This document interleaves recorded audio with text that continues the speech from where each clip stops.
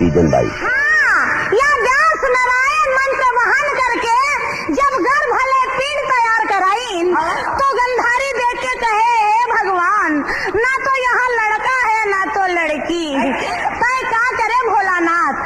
ते बोले रहे 100 ठने बेटा 1 ठे बेटी, पर यहाँ कुछ भी नहीं।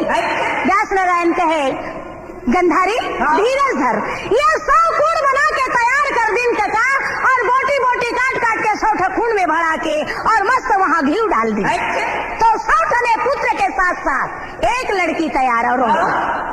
तब भय पर गता ये बैरी मोर भय पर गता